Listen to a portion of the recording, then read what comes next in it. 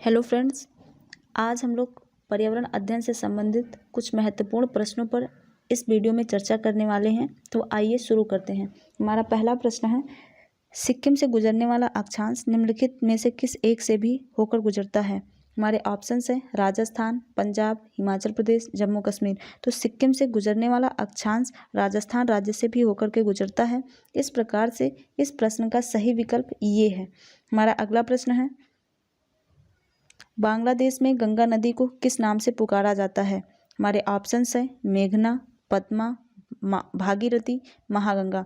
तो बांग्लादेश में गंगा नदी को पद्मा के नाम से पुकारा जाता है। इस प्रकार इस प्रश्न का सही विकल्प बी है।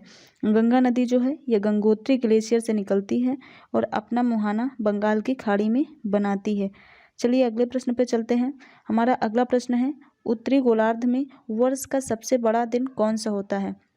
हमारे ऑप्शंस हैं 21 मई, 21 जून, 22 दिसंबर, 25 दिसंबर। तो उत्तरी गोलार्ध में वर्ष का सबसे बड़ा दिन जो होता है वह 21 जून को होता है। इस प्रकार इस प्रश्न का सही विकल्प बी ऑप्शन है। 21 जून को इसलिए सबसे बड़ा दिन होता है क्योंकि इस तारीख को सूर्य जो किरणें हैं वो सूर्य की किरणें कर्क रेखा पर लंबवत पड़ती हैं। वहीं पर 22 दिसंबर की बात करें तो 22 दिसंबर को दक्षिणी गोलार्ध में सबसे बड़ा दिन होता है क्योंकि सूर्य की किरणें मकर रेखा पर लंबवत चमकती हैं। चलिए अगले प्रश्न पर चलते हैं। हमारा अगला प्रश्न है, संविधान सभा के चुने हुए अस्थायी अध्यक्ष कौन थे? हमारे ऑप्शंस हैं डॉक्टर B.R. अम्बेडकर, डॉक्टर सच्चिदानंद Sinha, doctor Rajendra Prasad, doctor S. Radhakrishnan. तो संविधान सभा के चुने हुए अस्थायी अध्यक्ष डॉक्टर राजेंद्र प्रसाद थे। इस प्रकार से इस प्रश्न का सही विकल्प सी है, डॉक्टर राजेंद्र प्रसाद। डॉक्टर राजेंद्र प्रसाद को जब संविधान सभा की दूसरी बैठक 11 दिसंबर 1946 को हुई, इस दिन इनको चुना गया था और ये निर्विरोध चुने गए थे। संविधान सभा की पहली बैठक जो होती है वो 9 दिसंबर को होती है और इस दिन डॉक्टर सच्चिदानंद सिन्हा को अस्थायी तौर पर अध्यक्ष चुना गया था। तो इस प्रश्न का सही विकल्प सी है। चलिए अगले प्रश्न पर चलते हैं। हमारा अगला प्रश्न है, निम्नलिखित में से किस एक का कथन है कि संविधान को संघात्मकता के तंग ढांचे में नहीं ढाला गया है? हमारे ऑप्शंस हैं D.D. Basu, K.M. Munshi, B.R. Ambedkar, A.K. Iyer. तो इस प्रश्न का सही विकल्प सी है, B.R. अम्बेडकर। B.R. अम्बेडकर ने कहा है संविधान को संघात्मकता के तंग ढांचे में नहीं ढाला गया है। अगले प्रश्न पर चलते हैं। हमारा अगला प्रश्न है, निम्नलिखित में से किसकी संस्तुति पर भारतीय संविधान में मूल कर्तव्य शामिल किया गया था? हमारे ऑप्शंस हैं बलवंत राय मेहता समिति, आयंगर समिति, स्वर्ण सिंह समिति, ठक्कर समिति। तो अगर हम मूल कर्तव्य की बात करें तो मूल कर्तव्य जो है वे मूल संविधान में नहीं था। इसको 42वें संविधान संशोधन 1976 के द्वारा सरदार स्वर्ण सिंह समिति की अनुशंसा पर भारतीय संविधान में जोड़ा गया और ये जो मूल कर्तव्य है ये USSR से लिया गया है, अर्थात रसिया से लिया गया है। तो इस प्रश्न का सही विकल्प सी ऑप्शन है, स्वर्ण सिंह समिति की अनुशंसा पर भारतीय संविधान में मूल कर्तव्य को जोड़ा गया था। वर्तमान में मूल कर्तव्य की बात करें तो इनकी संख्या टोटल 11 है। जो 11वां मूल कर्तव्य था ये 86वां संविधान संशोधन 2002 में जोड़ा गया। हमारा अगला प्रश्न है, भारत का नियंत्रक एवं महालेखाकार निम्नलिखित में से किस एक का मित्र एवं मार्गदर्शक होता है? हमारे ऑप्शंस हैं प्रवर समिति, प्राक्कलन समिति, प्रधानमंत्री लोक लेखा समिति। भारत का नियंत्रक एवं महालेखाकार, जिसे हम शॉर्ट फॉर्म में कैग कहते हैं, CAG कैग कहते हैं, ये मित्र एवं मार्गदर्शक होता है किसका? लोक लेखा समिति का। तो इस प्रश्न का सही विकल्प जो है वो डी ऑप्शन है कि जो कैग होता है अर्थात भारत का नियंत्रक एवं महालेखा परीक्षक जो होता है ये लोक लेखा समिति का मार्गदर्शक एवं मित्र होता है। और कैग का वर्णन आर्टिकल 148 में किया गया है और वर्तमान में जो भारत के कैग हैं वो गिरीश चंद्र मुर्मू जी हैं। हमारा अगला प्रश्न है, उत्तर प्रदेश के लोकायुक्त की पद धारण अवधि है? हमारे ऑप्शंस हैं 5 वर्ष, 4 वर्ष, 7 वर्ष, 8 वर्ष। तो उत्तर प्रदेश लोकायुक्त की पद धारण की जो अवधि है वह 8 वर्ष है। पहले यह अवधि जो होती थी वो 6 वर्ष की होती थी, लेकिन 2012 में उत्तर प्रदेश लोकायुक्त और उप लोकायुक्त संशोधन अधिनियम के तहत इसकी पद अवधि बढ़ा करके 8 वर्ष की कर दी गई थी। तो इस प्रकार इस प्रश्न का सही विकल्प डी ऑप्शन है, 8 वर्ष। हमारा अगला प्रश्न है, भारतीय संविधान के किस अनुच्छेद में राज्य की राजभाषा या भाषाएं अपनाने की प्रक्रिया है? हमारे ऑप्शंस हैं 343, 344, 345, 346। तो राज्य की राजभाषा या भाषाएं अपनाने की जो प्रक्रिया है वो अनुच्छेद 345 में वर्णित है। तो इस प्रकार इस प्रश्न का सही विकल्प सी है, 345। आइए बात करते हैं अनुच्छेद 343 के बारे में। 343 में संघ की राजभाषा का वर्णन किया गया है। वहीं पर अनुच्छेद 344 की बात करें तो 344 में राजभाषा आयोग के बारे में बात की गई है।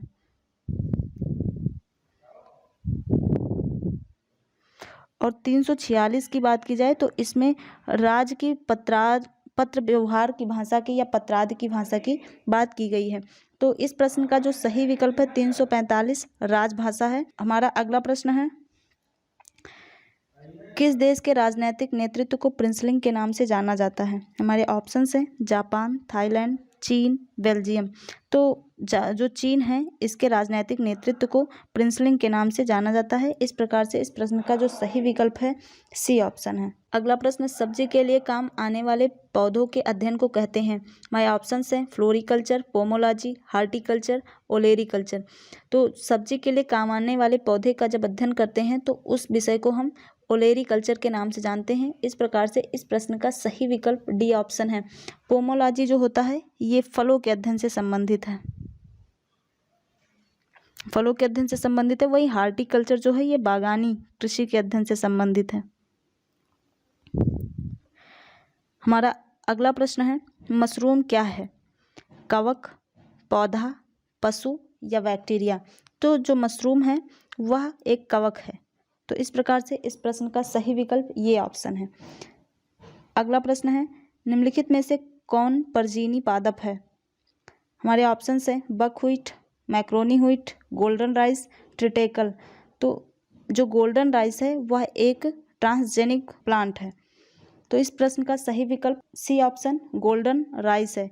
और गोल्डन राइस जो होता है इसमें विटामिन ए बहुत ही अधिक मात्रा में पाया जाता है।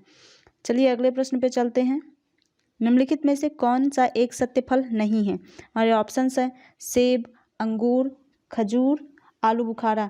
सबसे पहले तो हम जानते हैं कि सत्य फल किसे कहते हैं। सत्य फल क्या है? ऐसे फल जो अंडाणु में विकसित होते हैं, जो ओवरी होता है, ओवरी में डेवलप होते हैं, उनको सत्य फल कहते हैं। और एक वो होता है असत्य फल। असत्य फल ऐसे फल होते हैं जो ओवरी में ना विकसित होकर के पौधे के किसी अन्य भाग में विकसित होते हैं, उन्हें हम असत्य फल कहते हैं। तो इसमें जो सेब है वो एक असत्य फल का उदाहरण है। तो इस प्रकार से इस प्रश्न का सही विकल्प ये ऑप्शन सेब है। चलिए अगले प्रश्न पर चलते हैं, सतत विकास लक्ष्य 2020 में के सूचकांक में भारत का कौन सा स्थान है? हमारे ऑप्शंस हैं 117वां, 125वां, 108वां, 95वां। तो सतत विकास लक्ष्य सूचकांक में जो भारत का स्थान है वो 117वां है। अगला प्रश्न, निम्नलिखित में से किस कार्य से पारिस्थितिकी संतुलन बिगड़ता है? हमारे ऑप्शंस हैं लकड़ी काटना, सामाजिक वानिकी, वन महोत्सव, वनारोपण। तो जो पारिस्थितिकी संतुलन बिगड़ता है वो लकड़ी काटने से बिगड़ता है, जबकि जो अन्य विकल्प में दिए जो अन्य विकल्प हैं हमारे, जैसे कि सामाजिक वानिकी, वनारोपण, वन महोत्सव, इन सबसे जो पारिस्थितिकी संतुलन है वो बना रहता है, ना कि बिगड़ता है। तो इस प्रकार इस प्रश्न का सही विकल्प ये है लकड़ी काटना। लकड़ी काटने से पारिस्थितिकी संतुलन बिगड़ जाता है। हमारा अगला प्रश्न है, जैव विविधता का सबसे महत्वपूर्ण पहलू है भोजन, औषधि, औद्योगिक उपयोग, पारिस्थितिकी तंत्र का निर्वहन। तो जैव विविधता का सबसे महत्वपूर्ण पहलू जो है वह पारिस्थितिकी तंत्र का निर्वहन है। तो इस प्रकार से इस प्रश्न का सही विकल्प डी ऑप्शन है। अगला प्रश्न, वैश्विक ऊष्मन के फलस्वरूप निम्नलिखित में से किसकी बारंबारता और प्रचंडता बढ़ रही है? हमारे ऑप्शन है केवल चक्रवात की, केवल तूफान की, केवल बवंडर की, उपरोक्त सभी की। तो वैश्विक ऊष्मन के जो फलस्वरूप चक्रवात की भी तीव्रता बढ़ रही है और प्रचंडता बढ़ रही है, तूफान की भी और बवंडर की भी। इस प्रकार से इस प्रश्न का सही विकल्प डी है, उपरोक्त सभी। वैश्विक ऊष्मन के फलस्वरूप इन सब की बारंबारता और प्रचंडता में वृद्धि हो रही है। हमारा अगला प्रश्न, ओजोन परत संरक्षण दिवस मनाया जाता है 16 सितंबर, 5 जून, 23 मार्च, 21 अप्रैल। तो ओजोन परत संरक्षण दिवस जो है वो प्रत्येक वर्ष के 16 सितंबर को मनाया जाता है। 2021 में ओजोन दिवस की जो थीम है वो है keep us our food and vaccination cool. अगला प्रश्न, निम्नलिखित में से कौन सी संस्था पर्यावरण से संबंधित नहीं है?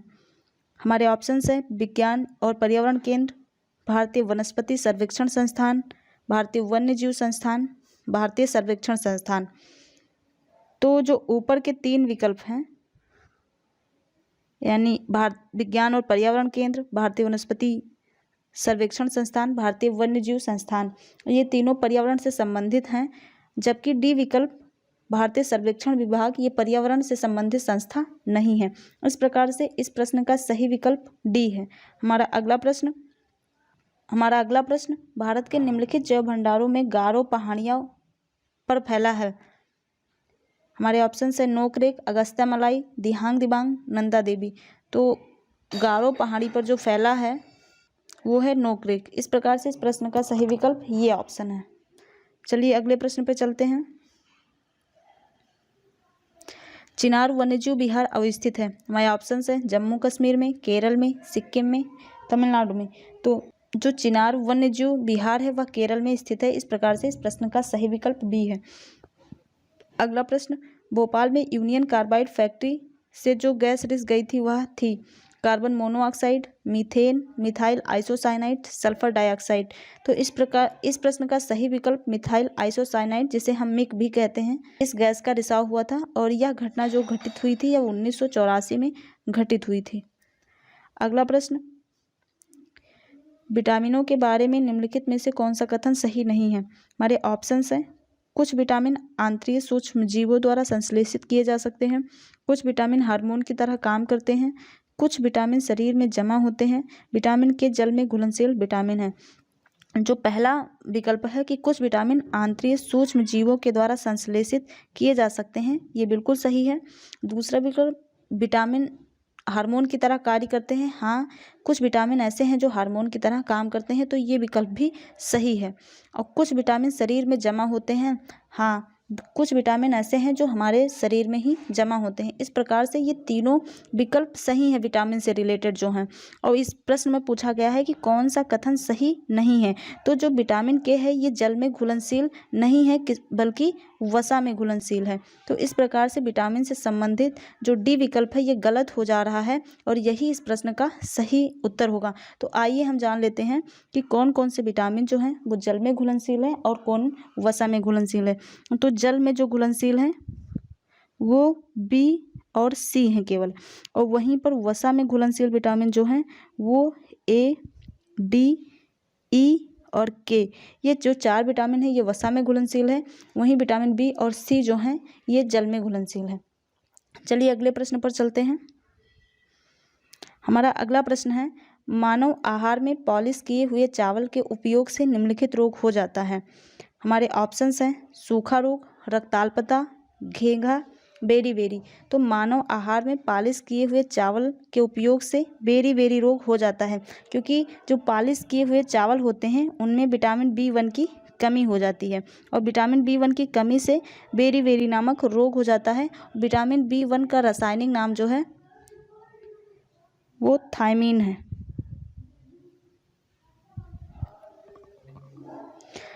अगला प्रश्न, 1 से 15 फरवरी 2021 के मध्य राष्ट्रीय जनजाति पर्व आदि महोत्सव कहाँ आयोजित किया गया था? हमारे ऑप्शंस हैं नई दिल्ली, कोलकाता, रांची, भुवनेश्वर। तो इसमें पूछा जा रहा है कि आदि महोत्सव जो कि राष्ट्रीय जनजातीय पर्व है इसका आयोजन कहाँ किया गया था? तो आदि महोत्सव का आयोजन जो किया गया था वो नई दिल्ली में किया गया था। इसका उद्घाटन उपराष्ट्रपति वेंकैया नायडू के द्वारा किया गया था। हमारा अगला प्रश्न है, जनवरी 2021 में स्वास्थ्य प्राधिकरण ने किसे आयुष्मान भारत या प्रधानमंत्री जन आरोग्य योजना के नए मुख्य कार्यकारी के रूप में नियुक्त किया है? हमारे ऑप्शंस हैं राकेश चंद्रा, प्रदीप कुमार, डॉक्टर दिनेश अरोड़ा, आर.एस. शर्मा। तो इसका सही विकल्प है डी ऑप्शन, आर.एस. शर्मा को सीईओ नियुक्त किया गया है। हमारा अगला प्रश्न है विश्व रेडियो दिवस कब मनाया जाता है? हमारे ऑप्शंस हैं 13 फरवरी, 12 फरवरी, 9 फरवरी, 10 फरवरी को। तो विश्व रेडियो दिवस जो है वह 13 फरवरी को मनाया जाता है। इस प्रकार इस प्रश्न का सही विकल्प ये ऑप्शन है। अगला प्रश्न 10 फरवरी 2021 को हयात रेजेंसी होटल मुंबई में संपन्न फेमिना मिस इंडिया 2020 का खिताब किसने जीता? हमारे ऑप्शंस हैं मानसा वाराणसी, मान्या सिंह, खुशी मिश्रा, मनिका शिवोकंड। तो 2020 का जो फेमिना मिस इंडिया का खिताब जो है वो मानसा वाराणसी के द्वारा जीता गया है। इस प्रकार इस प्रश्न का सही विकल्प ये ऑप्शन है। हमारा अगला प्रश्न देश की पहली भूतापीय बिजली परियोजना कहाँ स्थापित की जाएगी? हमारे ऑप्शंस हैं पूगा में, निमो गांव में, न्योमा में या खेमी गांव में। तो जो देश की पहली भूतापीय बिजली परियोजना जो है ये लद्दाख के पूगा गांव में स्थापित की जाएगी। इस प्रश्न का सही विकल्प ये है पूगा गांव में। तो इस वीडियो में बस इतना ही। मिलते हैं नेक्स्ट वीडियो में। धन्यवाद।